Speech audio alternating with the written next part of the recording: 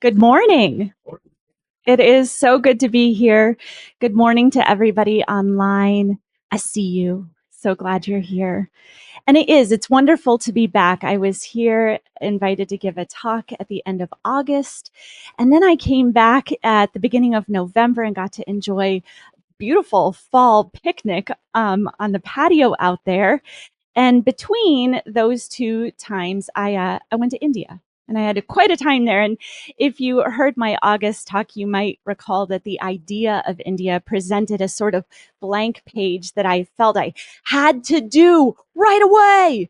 And it ended up being an opportunity to lean into my values of family connection, support, and adventure, and reframe that urgent right now energy into I choose to prepare for this because I care about what is unfolding. And the trip did come together and it unfolded beautifully. Um, India happened. So when I got back, I inevitably got asked the question, how was it? And eyes looking at me with eager anticipation to hear about how brilliant the trip was. An innocent and benign and understandable question. And yet every time I heard it, I got really discombobulated inside. My brain went all scrambly. I lost words. And I think somehow I magically just came upon words like it was diverse. India really came alive for me. Yeah. That's what, that's how I could capture it. And I really wanted to be able to say that it had been this flawless, magical journey with rainbows and brilliant sunshine the entire time. And while it was really brilliant, and we did see an amazing rainbow coming down from Missouri. And while we were in Missouri, which is in the foothills of the Himalayas, we saw sunlight shining through the mist. There was also a lot of discomfort. It was challenging and uncomfortable. And upon returning home, I noticed my proclivity to stay hooked in those moments of challenge and overwhelm. I knew a lot of good had happened, but all I felt was the disorientation of jet lag, Delhi belly, and it all clouded my memory of that deep family connection and support and adventure that had actually unfolded. After a couple weeks passed and my sleep schedule normalized and my tummy was back in order, I could touch more of the good of what had happened. I could feel deep gratitude for having been able to go, challenges and all. I needed a moment to pause and be, to let the dynamic nature of the trip integrate in a way that the high emotion could settle and I could see more clearly what was so. And that is what this month's theme has been, an invitation to pause and breathe and count our blessings, an intentional opportunity to rest in grace, live in gratitude, and awaken to the divine blessings that surround us always. But without needing to travel across the globe, some days it is hard to live in gratitude. Do you ever feel that? For me, it can feel like there's a force pulling me into more sadness or loneliness or anger. And it is challenging in those moments to pause and breathe and really be thankful. Today, we're exploring a push and pull between wanting to be joyful and grateful and happy and not really feeling that way. Today, we're going to look at our human condition through the lens of emotions, explore the intersection of the human and divine, and discover how we can live intentionally with Thanksgiving. Are you ready? So, this week in the Valley, it's been a little bit rainy, just a little bit. And I'm curious, how do you feel with the rain? And just kind of like popcorn out your, yay. Anything else? Cleans the air. Anything else? Experience of the rain. Wow. You know, some people really love the rain, and others don't. I at first really enjoyed. I feel like it kind of started coming in last Sunday. And at first, I really enjoyed the brilliantly crisp chill in the air and this surprising pattering of rain that kind of came and then went and then came and came and kept coming. And one day I didn't get to go for a run because of the rain. And my poor little old dog, she did not want to go outside and pee because of the rain. And I did, even though I wasn't like dramatically upset about the rain, I was really grateful when the sun broke through on Thursday. Ah. And then it came back, and I noticed a little wave of disappointment showing up. It reminded me of what can happen when life presents us with things that are not awesome or not what we had wanted or not what we had hoped for, that we can find ourselves in an emotional rainstorm.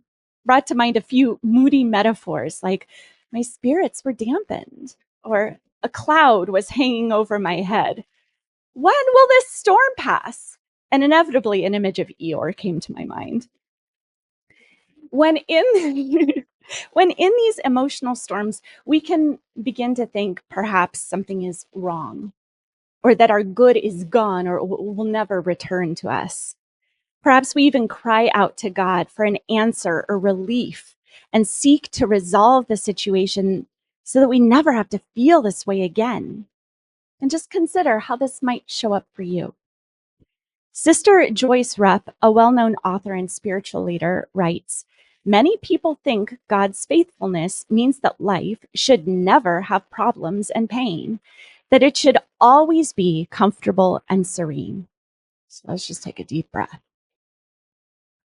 Has that thought ever crossed your mind? That God, in God's faithfulness and fullness and grace, should remove all problems or pain from our human lives, that perhaps there should be no emotional rainstorms. I mean, if God were really the allness of life, then fill in the blank with whatever terrible thing comes to your mind, should never happen. And I would not feel terrible and everything would be great, right? But if that were so, I mean, let's just play this out for a hot second. If people were compelled to do or not do in such a way that there were no problems or no pain, if we didn't experience emotions, then we would be like little autom- autom- automatons.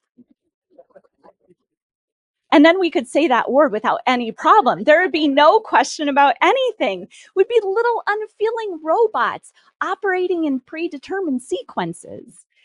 Instead, one of the principles that we anchor into in Centers for Spiritual Living is that of free, the birthright of every individual to choose and create our experience of life. And it rises out of our principle of oneness, that all of life is an integrated whole, that we are unified in it, and that there is no separation between that which called us into being and that which we are. And when we marry together oneness with freedom, it means that each person is an individualized expression of the infinite whole, whose birthright is to choose and create our experience of life in the manifest world. We are each that unique intersection of human and divine. Infinite spirit is expressing in and through our finite human vessels. And part of the package deal is that we come fully equipped with emotions, a broad spectrum of them, from calm, delight, curiosity, to concern, loneliness, disappointment, and anger. It is normal to have a fluctuation of emotions in response to what we experience and more often to what we think about what we experience. But some emotions have gotten a bad rap, that they are negative and that we should not feel them. Plus, there are pesky thoughts that if we let ourselves feel those emotions, then it will last forever and we will be in a bucket of sadness for all eternity. Additionally, if you've been around science of mind for a while, you've surely been invited to turn away from the condition, which is important and it guides us to where we want to go. And sometimes of our human mind, we can fall into thinking that if we give attention to what we are experiencing in our humanity, we will get more of it and our good will never come to us. When we try to control our experience from a place of fear through some sort of looking away, escape, avoidance, or distraction, it doesn't resolve the experience, but creates a cycle of persistence where it will show up again, perhaps stronger than before. And suddenly you may be caught wondering, wait, this isn't what I wanted to create. What is wrong? When will anything be better? And does God even hear my prayer? And how in the world can we practice gratitude when nothing seems to be going right? Emotions happen in response to things we see and hear and feel. They are definitely influenced by our human thoughts and recycled memories about what we've seen or felt or heard in the past and whatever might come in the future. It's true. They fill out our human experience with color and texture and information about the dynamic nature of life. They might be comfortable and pleasant at times, and they might be uncomfortable and unpleasant at other times, but none are inherently bad. And if we allow them to be with conscious awareness and self-compassion, they will rise, peak, and then release, just like a wave. And when we do that, we create an opportunity to direct our experience of life in the manifest world, not from our human condition, but from our divine beingness through the vessel of our human condition. Not from a place of escape and interruption, but from acceptance and faith in the moreness of life. When we're willing to do this, we gain unlimited access to the absolute possibility and potentiality of God, of the allness of life itself. Our teaching symbol, and I was wondering, is there a teaching symbol in here? Do you have it? Oh gosh, it's right here, right? Okay, the teaching symbol demonstrates this. That V is a drawing down of the absolute in through the law, out through the manifest world of our bodies and the bodies of our affairs. Ernest Holmes, the founder of this teaching, writes in the Science of Mind textbook, and I believe we have a slide here. If we would come to the universal wholeness, we must approach it through the law of its own nature. This means that we must give our undivided attention to the spiritual unit back of all things. Since all else is included within this unit, we find our particular good only through unity with life. This conscious unity makes our mind receptive to completion, since life itself is complete. When I read that, I hear an invitation to give my attention to the spiritual truth that is back of who I am. I can know in a human way that I'm having this darn human experience, but I know in the spiritual center of my being that which called me into being is forever breathing me and becoming through me. When I slow down and align myself with that, I touch the peace that passes all understanding and realize it was here all along. In that moment of conscious awareness, I cannot help but feel gratitude and thanksgiving. Ernest goes on to say, this perception is always an inner light, For the individual can use only such knowledge as they inwardly possess. In reality, we know God or truth only as we ourselves embody God or truth. And since it is impossible to embody anything outside ourselves, this knowledge must be an inner light. The truth itself is infinite, but we only embody the infinite in degree. To the degree that we do embody reality, we become poised and powerful. So take another deep breath with me right here. This is the work of transformation, to loosen our grip on our attachment to our humanity and reveal more and more fully our divine nature. We are invited to activate faith, a human attribute, from the deep truth that God is all there is. In fact, God is the original first cause back of life, forever causing through the manifest and unmanifest world. And it is right where we are, embodied in, through, and as us. We, in our finite humanity, go in and out and up and down, but God, the I am, is constant, here, now. The good you seek is right where you are. As I stand here and speak these words, I feel a shift within me. It feels like a dropping down from the whir of my mind and those swirling emotions into the eternal calm stillness of holy truth alive within me. I feel an impulse rising to soften anything tight, to relax anywhere that feels rigid. My cheeks, my shoulders, my belly. I don't have to fight my human experience. I can allow it to shift and move in the way it naturally wants to rise and fall like a wave, to come in and go on its way like a cloud. The reality of life is that no storm lasts forever. The clouds will break. The sun shines through, reminding us that it was shining all along.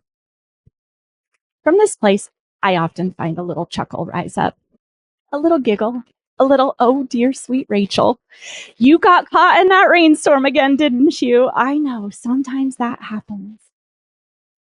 Love and compassion swell when we are able to meet our humanity from the seat of the soul and know that we know all is well. The swell rises from our soul into human flesh as a feeling tone of gratitude, as gratefulness for the way life lives through us. For my own self, I cannot help but say thanks to Infinite Spirit, to my own willingness to align my humanity in the divine truth of life, to say thank you to the good that is alive in my consciousness without the external circumstances having to change at all. This is the gift of living intentionally with Thanksgiving. We don't need the external circumstances to change at all, to be grateful. We don't even need our human emotions to be different. We consciously align ourselves from the inside out with truth, and our capacity for gratitude opens wide. The rain clouds may appear, but the invitation is to give ourselves permission to notice, to feel whatever human stuff comes up, but to suspend attachment to it, to engage in that experience from the place of our divine self that knows the deeper truth of life. As we release the experience of the storm clouds, we open up that great capacity to embody our desired good through conscious unity with light, which naturally draws to us what we desire, because it's already right where we are. When we are aligned in that truth, Thanksgiving naturally expresses. So I don't know if you're aware of this, but this is happening through our bodies. This is an embodied experience. And so there are two practices I want to share with you, because the key to unlocking living intentionally with Thanksgiving is through this vessel. And the first, I like to call a snitty snit. It's a 90-second practice where it's a conscious way of acknowledging the human experience without agreeing or disagreeing with it, without needing to make it mean something or falling into a pit of despair forever and always. Rather, it's a way of letting it be like a cloud or a wave, to show up, perhaps peak, but then go along on its merry way. In actual practice, this snitty snit, it looks and feels like a compassionate and mindful temper tantrum. Put a timer on for 90 seconds, and in that time, allow yourself to express whatever is swirling for you in whatever way feels available, with much mindful awareness. For example, it could sound like, the clouds of this situation look so cloudy and dark and stormy. Or it could sound like a very big, huffy breath. Or it could sound like a loud. Do you want to try a big huffy breath with me? I know you want to. Ready? We're going to do a big huffy breath on the count of 3. 1, 2, 3. The key is to let it move through your body, through your vocal cords, through your muscles. And once the 90 seconds are over, to pause and notice whatever vibration is present. If there seems to be a little bit more, put on another 90-second timer and have another go at it. And the reason it's 90 seconds is because research has been done that when we actually allow ourselves to feel an emotion without interrupting it, it will only last for 90 seconds. The peak of it will only last for 90 seconds. So try it out and see for yourself what happens when you don't interrupt it. All right. The second practice I call being a lighthouse. It's the practice of consciously unifying with the divine that is alive at the center of your being, and knowing this is the truth of who you are, regardless of what your human experience might be. In practice, it looks like turning within, perhaps through closed eyes or a softened gaze, and noticing where your inner light shows up on the inside of you, to find it within your body, and to practice staying with it somatically, perhaps for a few minutes. In that space, to notice what it looks and sounds and feels like. To let your light shine in and through you, even noticing any gestures that might want to occur. Let it be so known within you that you cannot help but have it move through. And once you're complete, to notice the feeling tone of gratitude for what is so, to speak a word of thanksgiving in whatever way feels right and true for you. And I'd love to guide us through a little practicing. So we did a little loud sigh with the temper tantrum one. With this, I invite us to really tune in to the light within.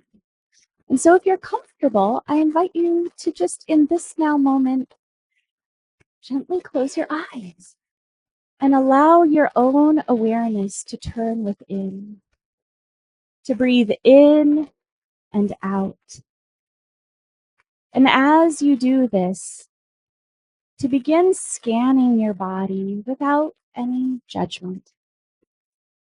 Perhaps gently soften any muscles that are tight, your cheeks, shoulders, belly. With another breath in and out, identify where in your physical body you sense your inner light. Trust what rises up for you. Notice how it is showing up. Is it a warm or cool light? Notice its brightness. Notice the temperature of your body? Is there motion or movement to the light? Now I invite you to hear a truth statement from deep within, like, Spirit is the life I am. Again, trust what rises up. Let this knowing radiate through you from where you sense this light, out through your heart space, your belly, through your legs and toes, your arms and fingers, through the crown of your head. Notice if a gesture occurs to you, perhaps a gentle smile, a stretch of your arms. Savor this felt sensation of your inner light, right where you are, radiating through you as you now. And with another breath in and out, notice the feeling tone of gratitude. Smile and mentally affirm whatever word of thanksgiving occurs to you. And as you feel complete, gently open your eyes to our shared space together. So as we go from here into whatever this week brings up for you, as life does its thing, I invite you to simply notice your desire to be grateful and joyful, and notice the presence of any stormy sorts of thoughts and feelings. And then don't fight your human experience. You don't need to argue with it or grip onto it. Let it be as it is. Suspend your impulse to stay hooked. Give yourself permission to be the human you are. But don't stay in that. Consciously choose to anchor into the deeper truth that is at the center of your being. Travel through the doorway of human emotion to the deeper truth that God is that which you are, providing you with exactly what you need in each moment.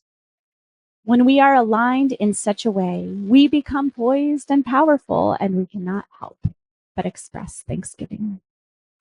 So I believe we have some spiritual practices here. I invite you to explore these over the next week, to give yourself permission to have that 90-second snitty snit, a compassionate and mindful tantrum, to be a lighthouse to yourself, to align through the felt experience with the truth of God as you, the place of I am at the center of your being, and to practice letting that rise out through you. Your smile, you're saying, thank you, Spirit. Thank you, life. And so it is. Thank you.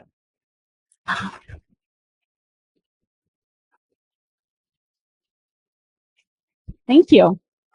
So at this time, I want to open the space if there are any questions or reflections that anybody would like to speak into our shared space here.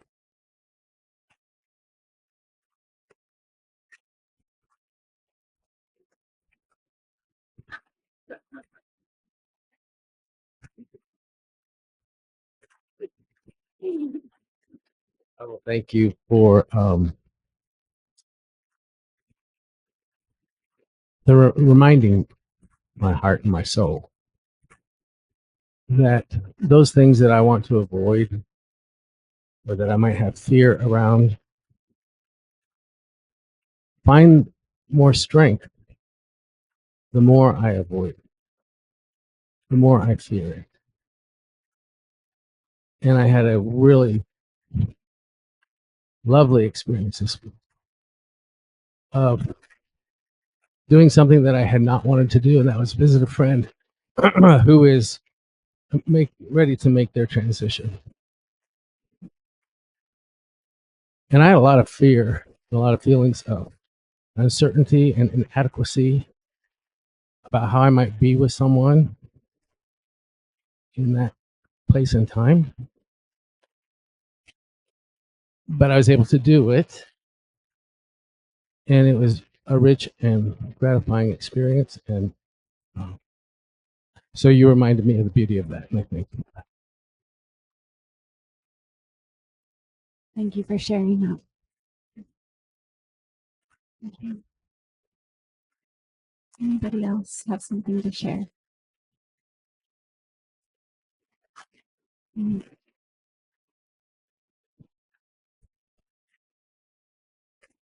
I'm Cheryl, uh, Rachel's mom, and when you started talking about rain, Rachel, of course I thought about the wedding that we went for in India, the wedding of my brother to Ira, and she wanted to have the wedding outside. So in the morning, even though rain was forecast, it was dry in the morning.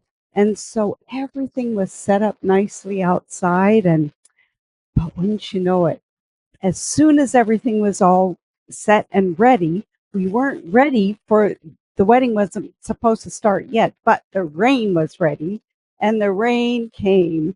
And so they said, well, we'll wait until 2 o'clock. 2 o'clock came and went and it still rained. And then they said, well, we'll wait until 3 and then wait until 4 and then wait until 5. Finally, at 8 o'clock, they decided to move it inside. So the workers went outside and they shook all the raindrops off the flowers and they brought them in and we set up a new space inside. And all the time I was thinking how disappointed Ira was. But afterwards she told me that that they see rain as a blessing. And of course we also see rain as a blessing, but that was the rain was a special blessing on their marriage. And so that made me just think how we just how our values and our sense of needing to have something done right away the way we need to have it done doesn't always work, and we don't have to have it that way. Yeah. So all the time we were waiting for this wedding to start, we were pretty much the whole family was secluded in a hotel, and oh, the kids ran around and played, and Rachel wore her dress all day that she was bridesmaid in, and played ping pong, and just had a entertained yourself, and we had high tea together, and a lot of family bonding happened. So good things happen in the midst, like you said, of what we think is potential disaster. Thank you, Rachel. Thank you.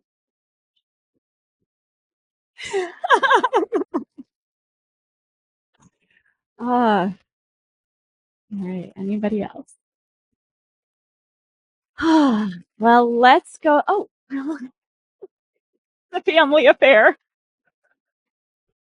Well, for the past 2 weeks, I went on a mission trip to Maui.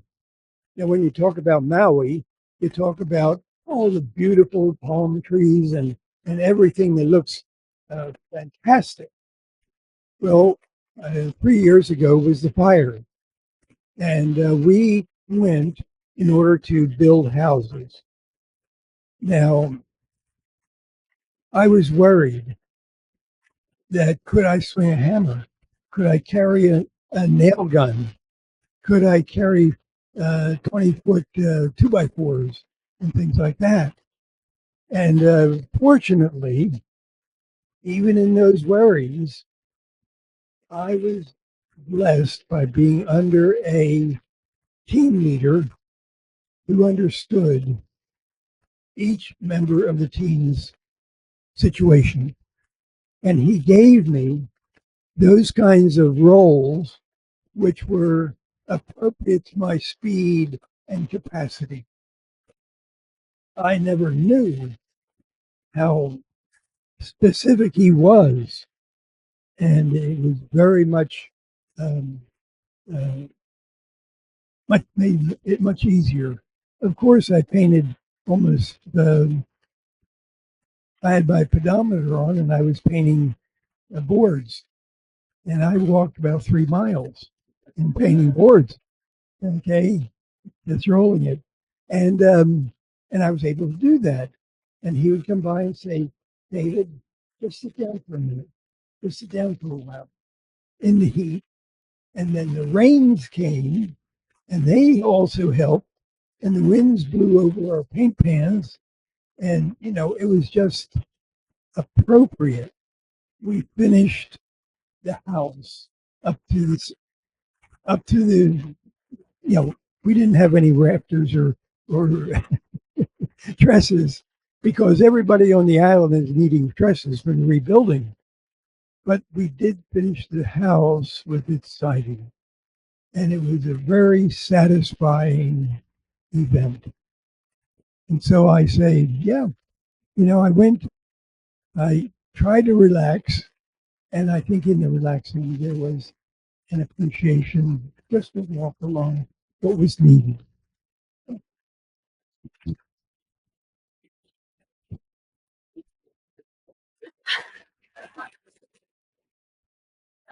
I'm an open book when I carry my parents around with me. Well, my friends, let's go ahead and let's anchor the talk today into prayer. And so just take a breath into this now moment. And I recognize that there is only one power, one presence, one infinite expression of life that is the impulse to express and expand, that it is wholeness, that all is included within it, that there is nothing outside of it. And I know this one as God, grace, sweet spirit, and I know that by any name, it is the allness of life itself. And I know that it is that which I am rising up from the very center of my being, radiating out through this human vessel. And as I know that it is all that I am, I know that that is so for each beloved gathered here now. That right where each heart is, they are a perfect intersection of human and divine. And from this place of unity, I speak my word on behalf of each person, knowing that each one is met in the exact way that their hearts and minds need, that there is capacity to receive whatever the human experience is with much love and compassion, and that there is courage to continue resting into the depths of truth, so that the deep knowing of the I am is present in every cell, in every membrane, in every synapse in the brain, in every action and reaction and every thought, so that there is no doubt that each one is guided by the inner light.